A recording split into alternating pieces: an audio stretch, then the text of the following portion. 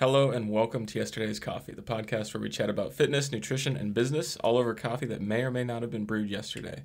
Today we are covering fiber and resistant starch.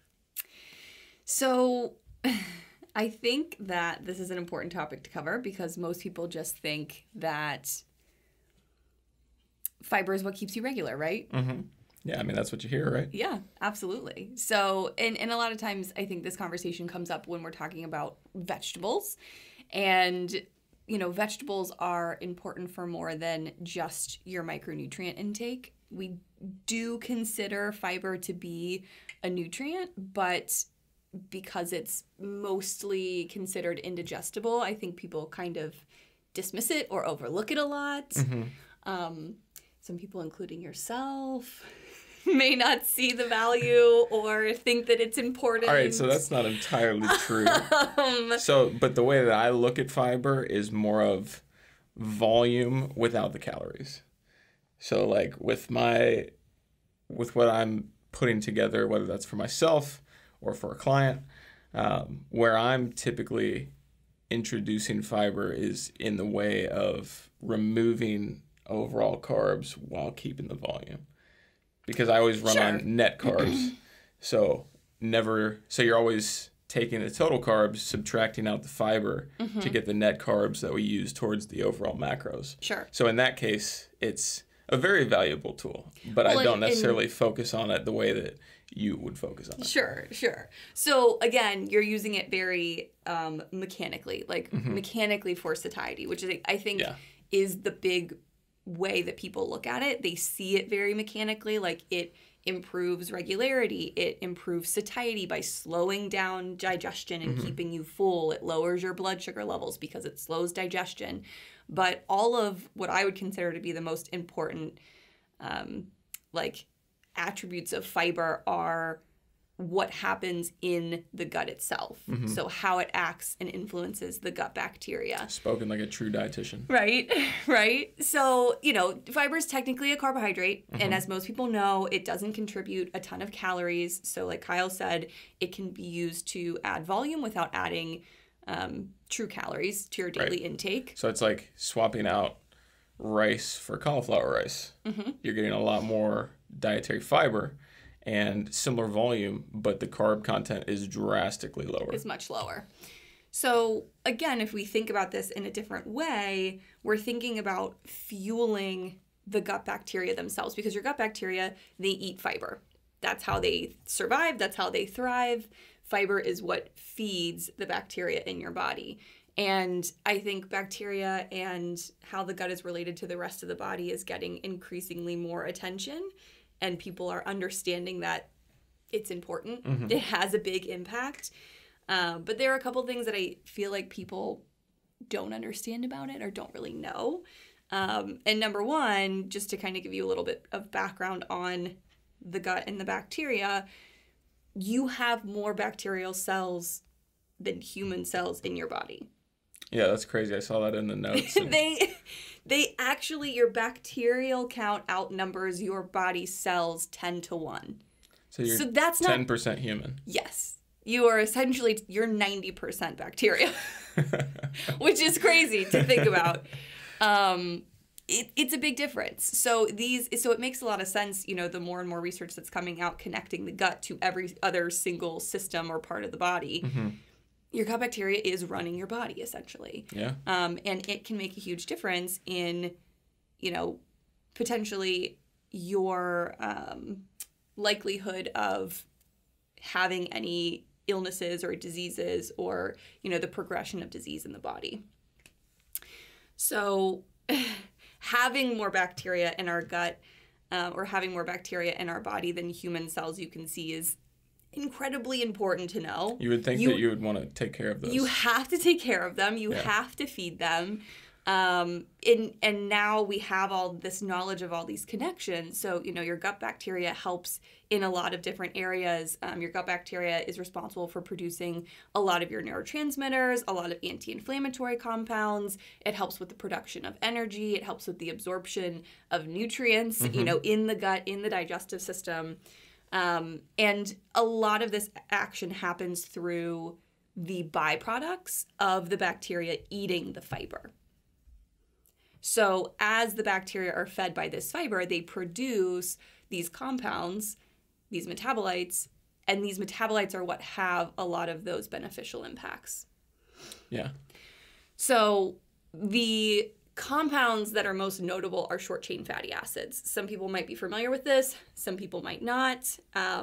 They're a pretty well-known fuel source, I would say. We know that a lot of people, I think, know that short-chain fatty acids feed the intestines. So your short-chain fatty acids are basically a food source for the cells that line your gut. So this is shorter than, obviously, a medium-chain triglyceride. Yes. Which would be like a coconut oil. So a lot of people know what MCTs are, right? Right. So people doing keto. So short chains actually get through the digestive tract farther than the longer chains? Yes. Because Simply put, yes. Because that's what's actually fueling the... Larger fats have to be broken down and repackaged in a way that the body can actually absorb, but medium chain or shorter chain fatty acids can be directly absorbed or used. So in this case, I believe, and I could be wrong about this, I believe medium chain fatty acids can be directly absorbed, but short chain fatty acids, I think, just do their thing. Well, yeah, because with coconut oil, like the whole idea behind it is it's medium chain, so it's rapidly digested, and that helps get lipolysis going. Yes. And I think with the short chains, I think that they are mostly acting on the digestive system itself, that they don't necessarily need to go anywhere. I could be totally wrong in saying that. I'll be honest. I have like some baseline knowledge here. I've never looked into short chain fatty acids, so yeah. Your guess is as good as mine. So I can't tell you everything they do, but I can tell you what they do in the gut. So that's fair enough. That's what we're here to talk about today. Oh no, you're fine. You're fine. So people experience a lot of health issues and a lot of problems when they don't adequately feed this gut bacteria. When the gut bacteria starts to starve, or when there's an imbalance in species. There are certain bacterial strains that are seen as opportunistic, meaning they can kind of wipe out a lot of the more positive populations, or they take hold whenever there's an empty space. And they themselves might not necessarily be bad bacteria in the sense that they're not really pathogenic, right? It's not like a bacteria you need to get rid of. But when a population overgrows and you've got less variety, you have less production of all of these beneficial compounds, and that bacteria could also begin growing in places where it shouldn't. Got it. And that's when you see SIBO issues, bacterial overgrowth issues, and you could see skin issues, hair issues. You can see a lot of other issues related to an overgrowth or an imbalance of bacteria in the gut. It's really where most diseases start, I would say. So where does a probiotic fit into that? So probiotics essentially are us introducing different bacterial strains into the digestive tract. However, it's actually really difficult to change your bacterial landscape very quickly. It's a very long-term process, or a process where you have to be pretty aggressive. So when you're trying to fix an aggressive imbalance, typically you're not just using a probiotic, you're using some compounds that kill some of the bacteria, and then you're putting the probiotic in to try and help repopulate some of that space. So kill and replace. Yeah, essentially is the idea. Now, that's not to say that these probiotics that you might just take if you don't have an overgrowth don't have any impact, but I think what we're finding more is that you have to be so strain specific with the probiotics that you take, like over-the-counter probiotics.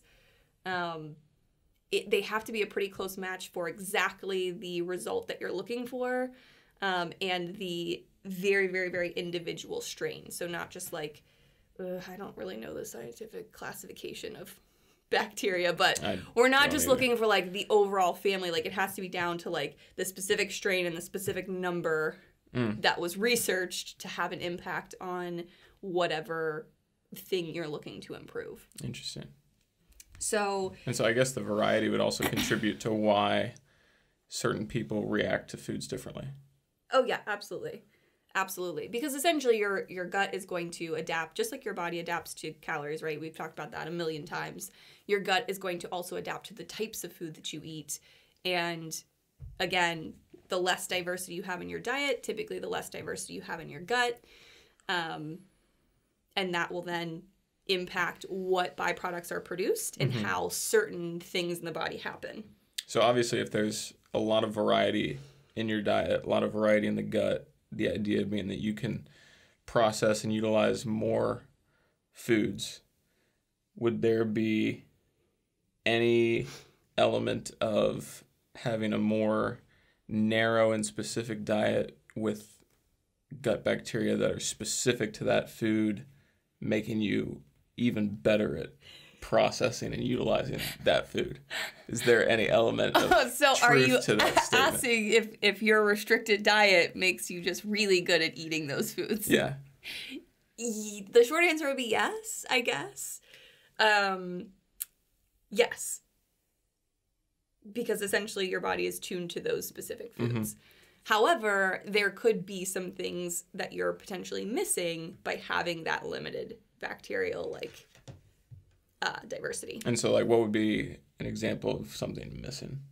Are we talking on like a micronutrient level, or what do you mean? We're potentially talking about the byproducts of feeding the gut, essentially. So those short-chain fatty acids. So short-chain fatty acids there are different short-chain fatty acids that are produced by different populations of bacteria. So are there different ones things that are needed outside of the need of feeding the bacteria specifically?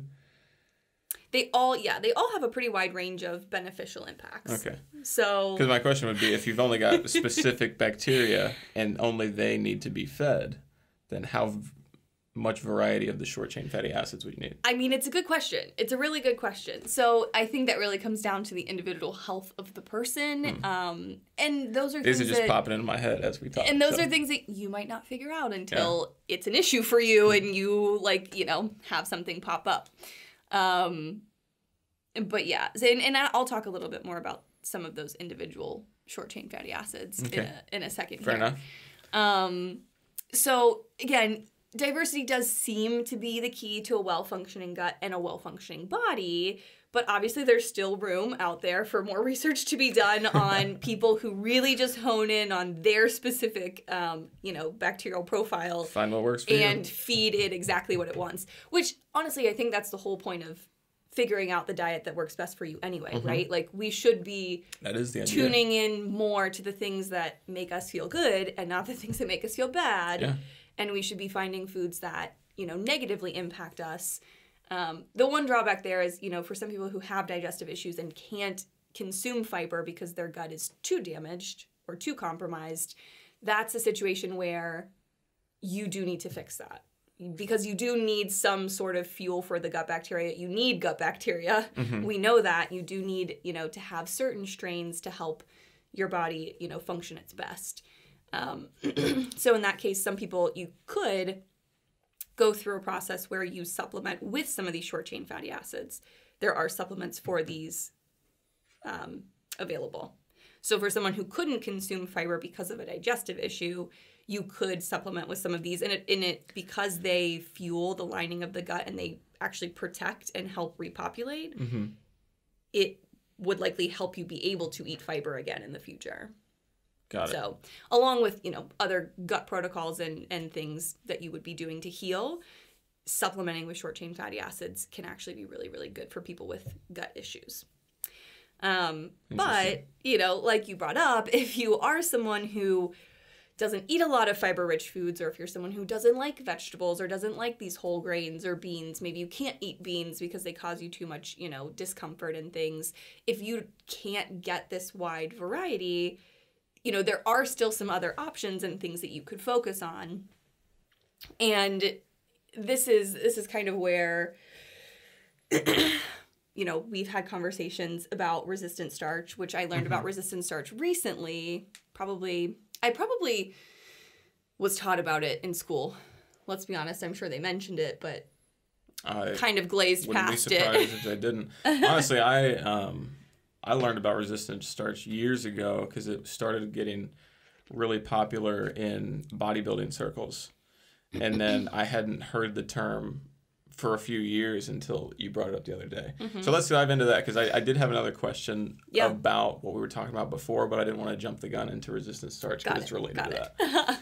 So what is resistant starch? So resistant starch is not fiber, right? They're chemically different. Resistant starch is another carbohydrate. It is a starch, but it's different in the sense that it does bypass digestion, much like fiber does. Excuse me, goodness. I'm too excited about fiber. It bypasses digestion and it feeds the bacteria in the large intestine. Okay, yeah. So just like fiber feeds... Same effect as fiber, essentially. Yes, so just like fiber feeds the intestinal bacteria, so does resistant starch. And resistant starch is something that is created in the chemical process of cooking certain starchy foods and then cooling them. So it doesn't happen in the cooking process, it happens in the cooling process. So as these like gelatinized starches are then cooled, their chemical structure changes again. Yeah, so there's 4 different types. So I looked this up so we have a reference here. Yeah. So the first type is found in grains, seeds, and legumes and resists digestion because it's bound within the fibrous cell walls. The second is in certain starchy foods like raw potatoes, green bananas, things that aren't ripe like that. The third is exactly what Alexa's talking about. So certain starchy foods like potatoes and rice, when you cook them and then cool them, the cooling actually turns the digestible starches into resistant starches via retrogradation. And then type 4 is a man-made and formed via a chemical process. So those are our types of resistant starches. And actually, green bananas are something that get talked about online a lot. So green bananas are usually recommended for people with a digestive system that is a little too quick moving. Aren't there people that eat raw potatoes too? Yeah, there are. I feel like I've heard that too. I think is a little crazy. I don't know that I'm trying to eat raw potatoes. Yeah, that's kind of a little far from me, But I don't know. But I guess if it's just like biting into an apple, I just feel like it doesn't have a lot of flavor. Maybe you put some salt on it. I feel like it's firmer than apple. I mean, I feel like I don't know. I'll be honest. I don't love eating uncooked potatoes. I don't know if I'm going to try it. But. So, but yeah, so there are different types of resistant starch, but, they all function in that same way where they're bypassing digestion, they're feeding the bacteria in the gut, and they do produce short-chain fatty acids, much like other sources of fiber. So, again, if you're somebody that really hates vegetables or, is kind of in the process of trying to figure out a healthy diet and that fiber is valuable, I would definitely recommend either trying to get more resistant starch and potentially pairing that with a fiber supplement as well. So my question from earlier was going to be, if somebody has these digestive issues that don't allow them to eat fiber, would replacing that with resistant starch be better for them, or is that just as detrimental to a non-functioning digestive system? So I'm not sure. Stumped her. I'm really not sure. I would think so. I just don't know all the exact science. You would think it would be better or the same? I think it would be better because it is functioning more like those insoluble fibers, which people with poor digestion seem to do a lot better with than insoluble fiber, right? It's kind of the insoluble fiber that tends to cause most of those issues and that discomfort. I figured it was a little bit easier, especially like looking at it. So as an example, like cooled white rice, like there's nothing terribly firm or difficult to break down, I'd imagine, in that form versus like an actual husky fiber. Yes. Exactly. It's like the different types of fiber. The only thing that I can think that may be a problem would be for people who struggle with a bacterial overgrowth or with people who struggle with a lot of like lower like bloating or gas. This may still aggravate that because it's still fermentation that's happening on the resistant starch, just like the fiber. The way that the bacteria breaks those things down is by fermentation. And fermentation as a byproduct can produce some discomfort. Got it. So if they had a bacterial overgrowth and you were limiting fiber, you probably would also limit resistant starch. But again, that's like slightly out of my like range of knowledge right now. But, you know, if we're talking about things like cooked and cooled potatoes and we're talking about cooked and cooled rice, those tend to be very gut-friendly foods to eat. So as long as they didn't cause any negative side effects, I would see them being probably one of the best like ways to transition someone. Yeah. And this is where my personal diet just gets that much more spectacular, because the first thing I do every single week is I cook up in my rice cooker a full pot of white rice, and it goes directly in the fridge. And I use that throughout the week as my main carb source. And so all this time, I had no idea that I was just getting tons and tons of resistant starches to feed that gut bacteria. Yep. The white rice, cooled, grass-fed ground beef, and then my favorite, sriracha. That is really all you need, is essentially what we're saying. Right? Well, that's not what I'm saying. That's definitely not what I'm saying. Because this is another place where people ask, you know, okay, if I don't like vegetables, like, but I take a vitamin, or, you know, I drink a greens powder, fiber is still not really included even in those supplements. So that's where you would need to look at maybe taking in some more resistant starch or supplementing with a fiber supplement to make sure that you're getting everything that your gut bacteria needs. Well, because so that final component is the sauerkraut. Well, gut bacteria abound. Yes. Fermented foods are great. It's the perfect meal. I've been saying this for years. Back to what you were saying with probiotics, you know, when we're introducing bacteria or a certain bacterial species to the gut, if that bacterial species is something that's potentially missing, eating those same foods or taking those same probiotics for a long period of time can help change the population in your gut. So those are things like eating one fermented food one time is probably not going to do much for you. Sure. But again, if we're talking long term, you can kind of change that landscape. It's more difficult than people think.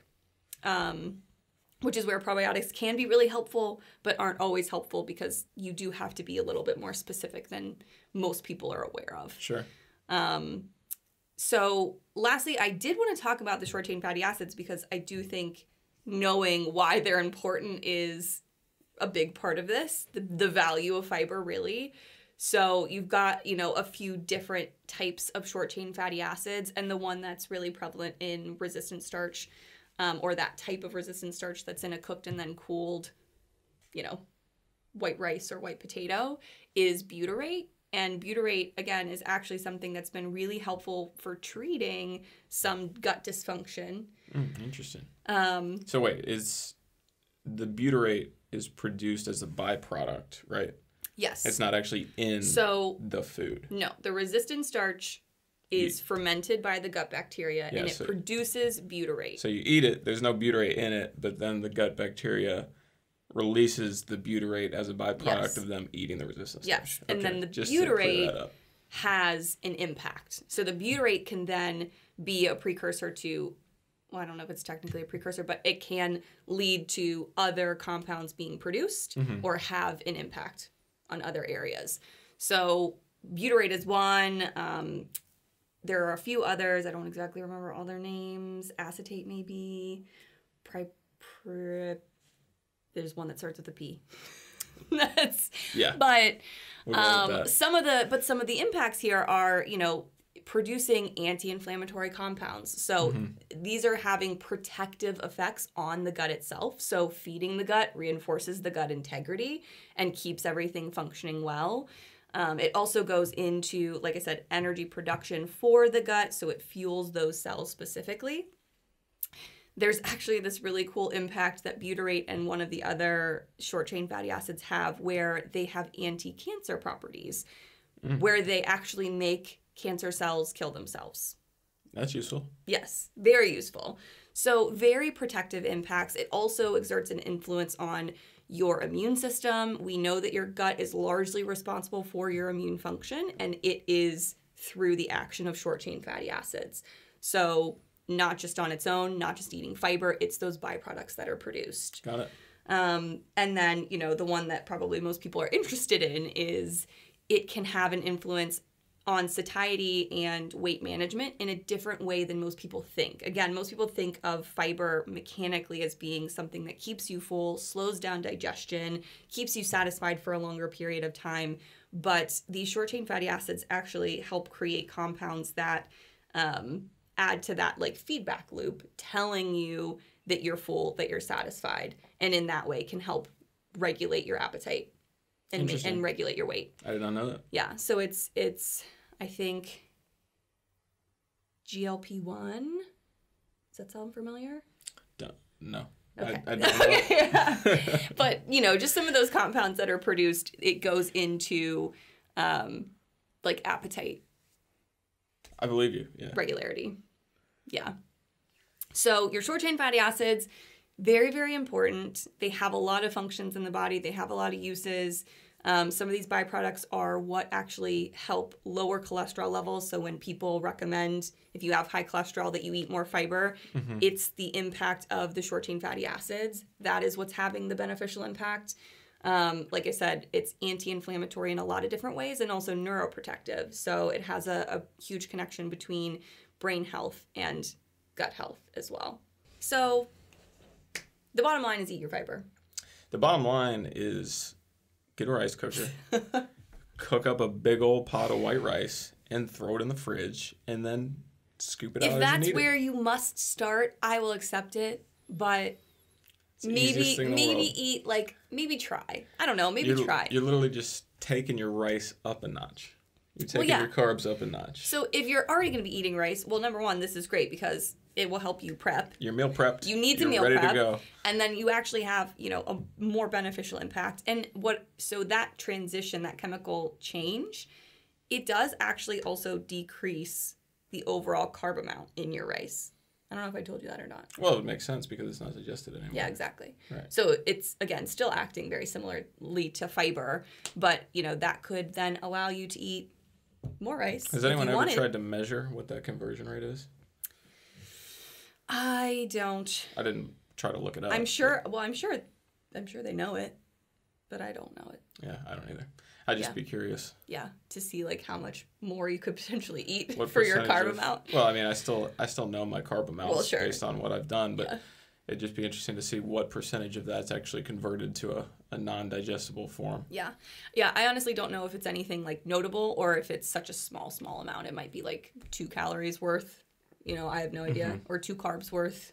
I do tend to think that the similar volume of well, no, I guess that's not even true. Never mind. What?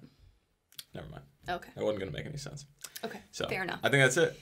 Yeah. So, yeah. Like I said, eat your fiber, eat some white, you know, cooked and cooled rice or white cooked and cooled potatoes, canned beans because they've been cooked and then cooled. There are a lot of options here. So I would very much love for you to eat your fiber, but if you can't, in the meantime, try some resistant starch. All right. Hope you guys enjoyed this week's episode. If there's anything you'd like us to cover in the future, feel free to reach out to myself at hypertrofit.com. You can find Alexa at therootedrd.com, and we will see you guys again next week. We will see you guys next week.